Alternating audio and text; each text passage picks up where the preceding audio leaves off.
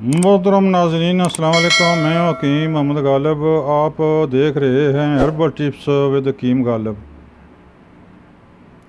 मोहतरम नाज़रीन, आज फिर हम आपकी खिदमत में एक बेहतरीन टिप्स और बेहतरीन नुस्खा लेकर आएँ। मुझे उम्मीद है कि आपको ये पसंद आएगा। एक बात आपकी खिदमत में गोश गुजार करना चाहता हूँ। मोहतरम नाज़रीन, बराए मेहरबानी मेरा चैनल सब्सक्राइब किया करें ताकि आने वाली वीडियो आप तक आसानी से पहुंच सके, और मेरे चैनल को मुकम्मल सर्च करें। हो सकता है कि जो आपको मर्ज़ हो वो नुस्खा मेरे चैनल में मौजूद हो, वो देखकर बनाएं, इस्तेमाल करें। इंशाअल्लाह कभी नाकामी नहीं होगी। हम अपने चैनल पर इंशाअल्लाह तीर बहदफ़ मुजर्रब किस्म के नुस्खा जात लगाते हैं, अपलोड करते हैं। तो मुझे उम्मीद है कि आप इस्तिफ़ादा हासिल करेंगे। मोहतरम नाज़रीन, इसके अलावा अगर आपने कोई दवाई मंगानी हो तो भी नंबर मेरा मौजूद है, व्हाट्सएप नंबर है। सिर्फ़ एक फ़ोन कॉल पर आपके बताए हुए एड्रेस पर दवाई 24 घंटे के अंदर अंदर हम इंशाल्लाह पहुँचाने के पाबंद हैं।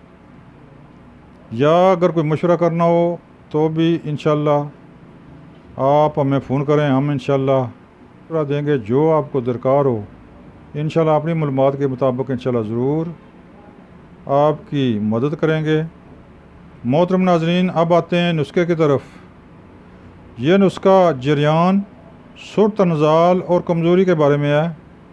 मुझे उम्मीद है कि पसंद आएगा। नुस्खा बिल्कुल आसान और सस्ता भी है, और इंशाल्लाह अल्लाह के हुक्म से तीर बहदफ़ मुजर्रब बेज़रर और रिज़ल्ट शुदा नुस्खा है। ये बनाएं और इस्तेमाल करें, इंशाअल्लाह अल्लाह के हुक्म से आपको यह नुस्खा कभी मायूस नहीं करेगा। सबसे पहले आपने ऐसे करना है कि तुख़्म कोंच 125 ग्राम, खार खुश्क यानी पखड़े के बीज 125 ग्राम, कोज़ा मिश्री 125 ग्राम, सर्द चीनी 50 ग्राम, खयारीन के बीज यानी कि खीरे के बीज मगज़ खीरा 25 ग्राम, सफ़ेद इलायची 25 ग्राम। आपने सबसे पहले तुख़्म कोंच को थोड़ा बहुत कूट कर उसका ऊपर वाला छिलका उतार दें। ऊपर वाला छिलका उतार कर बाकी को पीस लें। फिर पखड़े को पीस लें।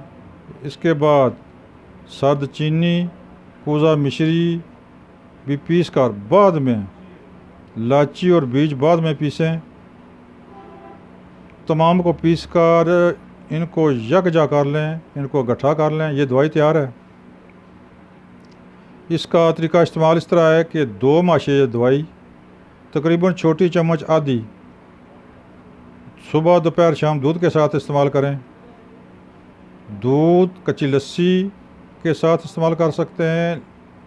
शरबत अंजबार, शरबत बजूरी के साथ भी इस्तेमाल करें तो कोई मज़ायका नहीं।